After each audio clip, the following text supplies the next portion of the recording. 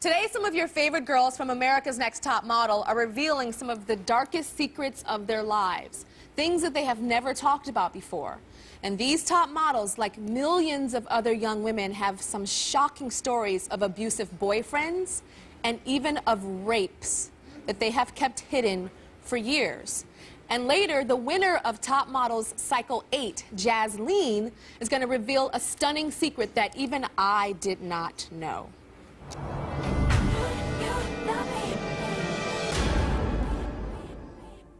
Please welcome from America's Next Top Model, Cycle 10, Dominique.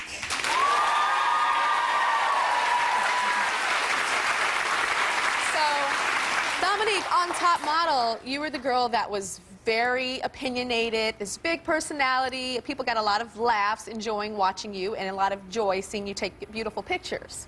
But there's something else that was going on in your past that we did not know about. And it was an abusive boyfriend. So tell me about that. Tell everybody about that. Well, when I was 19 years old, I was getting out of an old relationship that wasn't really abusive, just wasn't working.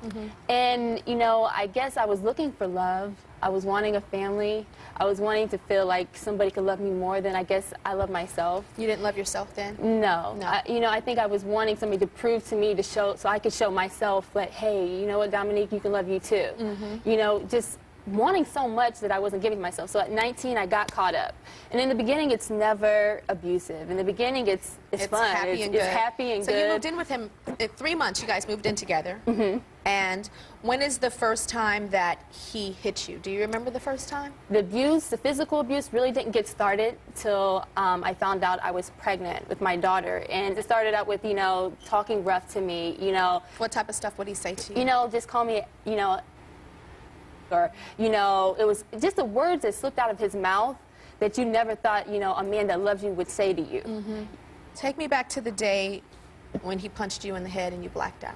I found pictures in his phone of other women, and it was very racy images. And I just remember I was like 8 months pregnant, and I was going through a really hard time when I was pregnant because I almost died. It's okay. And I was just really wanting to hold on to life. I was trying to really hold on. I was trying to make it with my baby, my first child. And I just remember him just turning it and reversing it on me. And I just remember him on top of me, and he just like punched me on in the back of my head. And he was like 8 months pregnant? Yes, and he was punching me in my back and spitting on me and just calling me a and everything else. And it was just really hard. And when you're pregnant and you're trying to make it work, and, you know, at the same time, I don't know if, like, you know, what's going to happen with my pregnancy because I was so ill. I was just trying to hold on to life. That's all I could think about. It wasn't necessarily so much the abuse. Golly, why is he doing this to me? But I wanted to hold on to the life that I was carrying. So what are you thinking when a man is beating you? What's going through your mind? Are you in your head? In my mind, your body? It's like, when I blacked out, it's like, oh, my God, I'm going to die. Because it's like, you know what? At that point, the only thing that's left in you is to fight back. And where that goes is very scary. I knew that, you know, it was getting to the point where it's either me or him. That you were going to kill him? Well, it was getting to the point where I had to, either I was going to die or I was going to protect myself. What am I going to do? Tell me, after you had the baby and there was another incident, you were holding your daughter, you had the baby, and what happened when you were holding your daughter that day? You know, she was really small. I just remember him coming up to me. You know, he wanted to go out, and I was just wondering. She's adorable. Thank you. I was just wondering, you know, like, why don't you want to stay home with, you know, us and the family? You know, he always liked to be out all hours of the night, never would want to come home. And I just remembered him just punching me in my face while I was holding my child and just spitting on me and just saying such mean... He punched you in... Wait, let's slow down. He punched you in your face? In my face. You were holding your baby? While I was holding my baby. And the fact that he could do this in front of my child, I'm like, oh, my God, what am I doing to myself? What am I doing to my child? And his child. And his child. Yeah. But most of all, it was like the things that I'm struggling with right now, I just do not want to see my daughter going through the same battles eternally, trying to find her self-esteem, dealing with all these issues. Because that wasn't the only time that he endangered the child. It was just a thing of just, I don't even remember what the argument was. A lot of times it was just him creating a different scenario. And he just threw the lamp at me, and it landed on her car seat. And if her little handle wasn't up, it would have hit her. And it's these things that we don't think about, you know. Now that I have this child, I care so much more for my baby. You left him?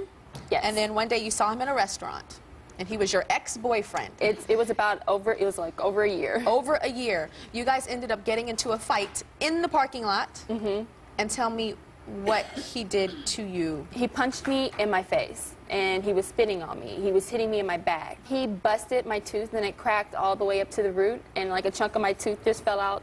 Wow. Dominique's mother, Delon, is here with us today. Did you know your daughter was going through all of this? Hi. No, not at the time. I wasn't aware that she was being physically abused. I thought she was being emotionally abused because he had isolated her, and so I felt like he was really manipulative. Yeah. There was a lot of emotional abuse. And as a mom, you feel helpless because here's your daughter. Yes. You know, you were her mother, and you were supposed to protect her, but when a child is like, I'm in love and this is what I'm doing, it is a helpless feeling for you. It's very hard. I mean, my heart was broken, but then I said, you know what? What doesn't kill us makes us stronger. Yep. And at that point, I just provided a safe place for her to have evolution and exploration of herself. And she did. And finally, she came home, and that was it. Now, you did this order of protection because he threatened to kill your family. Yes. And there were certain things that you did, and I think this is amazing. You went into mama protect mode. Oh, honey, yeah. He said he was going to kill me and take me out, so I called the police every time that he would say that, and it must have happened about 50 times. Wow. And so then I got an order of protection until 2011. And then tell us the things that you started. You started carrying things? Okay, I took a class to carry a pistol. I started packing. I had steel-toe boots. I carried daggers. I had mace. I had pepper spray. And I was ready for the moment. I wasn't worried about going to jail because I figured I might have a ministry for prison. But at that point, I was ready to defend my daughter at any means possible. And it wasn't to suffer and die, but to live. And I wanted my grandchild and my daughter to be safe. So I took the power back, you know. And at that point,